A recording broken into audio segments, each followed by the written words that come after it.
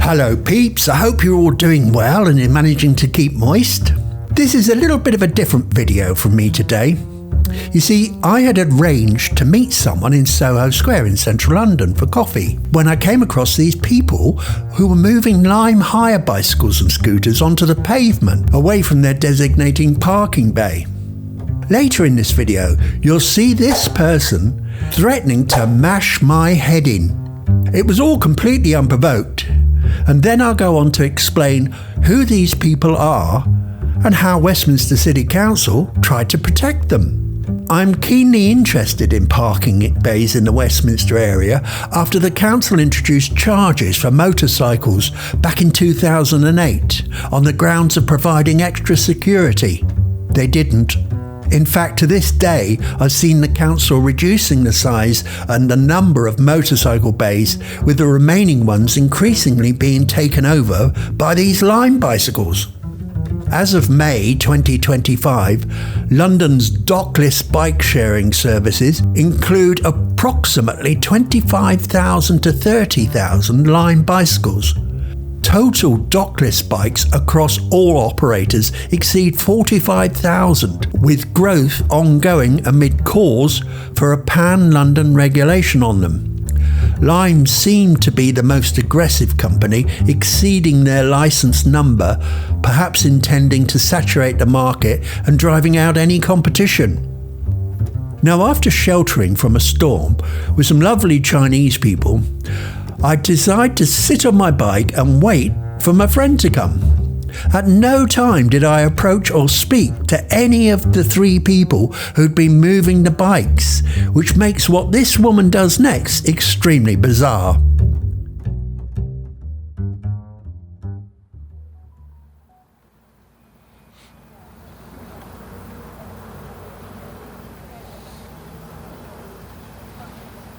Sorry, I feel very intimidated.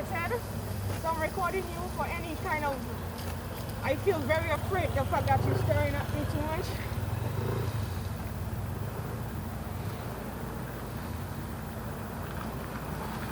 I just need to keep myself safe.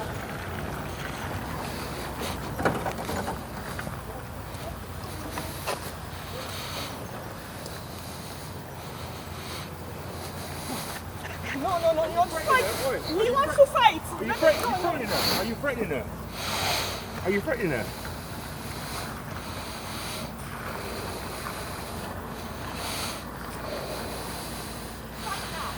This M207 was yours? No. This guy just there recording all of us and I'm feeling afraid. So he came to attack me. Okay, I'll call the police. Call the police Yes, because please. I just want to take my iron. No worries, I'll call the police. I got afraid the guy wasn't coming up to his side. No. That's why he came. Because I tell you for my safety, I'm recording you and your number plate. Yeah. Have you broken down?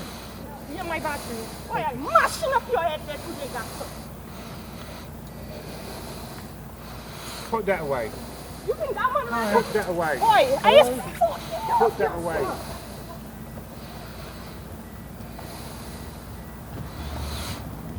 Oh, yeah. Wow. Now, from what I heard, it seems that the police have been called. Now, I've got no reason to leave the scene, as I have a continuous recording since I arrived on the square. I'm always recording on my camera for insurance purposes. In theory, I should have nothing to worry about no matter what the maniac with the tire iron says to the police, as I can prove that I've done nothing. Luckily, it was a local resident that stepped in to point out to the maniac tire iron lady that she did everything underneath a Metropolitan Police IP camera, which is on a post right above the bike bay she was working in. Oh, and I should also add, the reason I got off the bike when she went behind me, well, you would.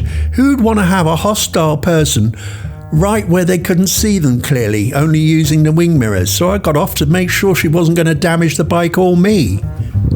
After about 20 or 30 minutes waiting for the police not to show up, I had to leave the square.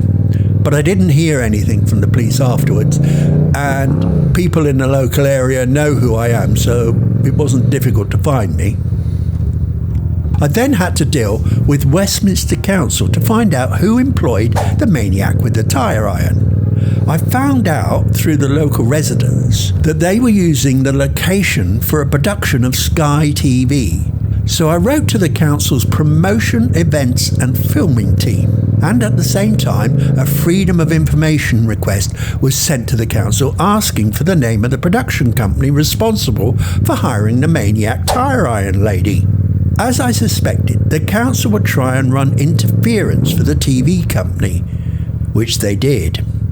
The FOI requests had been passed to the same city promotional events and filming team that I had sent the complaint in. Lisa Hodsall of that team decided she was going to bat away the FOI request, claiming that she couldn't give out the information, under the Data Protection Act, of course. Meanwhile, my direct complaint to that same team had been passed to Cyan Hammer, who of course was on leave. Aren't they always on leave or a course or busy hiding behind the Data Protection Act? When Cyan Hammer did come back, she asked if I'd called the police. I'm familiar with that tactic, as if I'd said yes, the council can halt all the investigation, saying it's a police matter. Meanwhile, it was pointed out to the council that they couldn't hide behind the Data Protection Act, as they were being asked for a company name, not an individual. After some toing and throwing, the council gave up the name of Two Cities Television, who are a subsidiary of the giant Scottish TV company, with London offices based in Gray's Inn Road.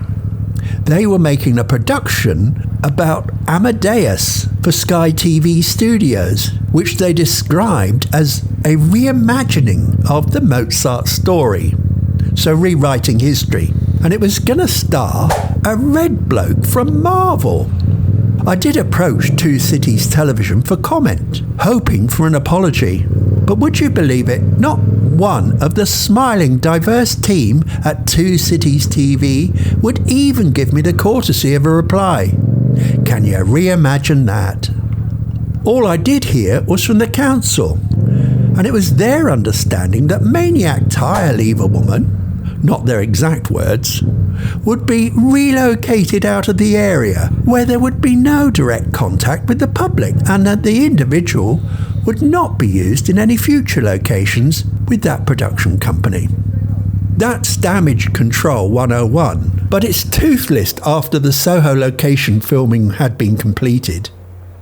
Lastly, those police cameras in the square are there to prevent crime and antisocial behaviour. The irony of having a woman working for a film company that doesn't like being filmed, even from a distance. So it seems to me, if you're willing to give Westminster Council some money on your company working in the borough, they will do everything they can to protect you and sod the residents that actually have to live there. Well, there we are. That is the end of the video. Thank you so much for watching this far. I'm sorry it was a bit sort of administrative and clerical, but there we are. The next video should be moister. But for now, cheerio and thank you. Bye. Take care. Bye. Bye. She made her own flag. Yeah, mind the film crews, they can be a bit dangerous. They can attack you and, just be careful. The streets aren't safe.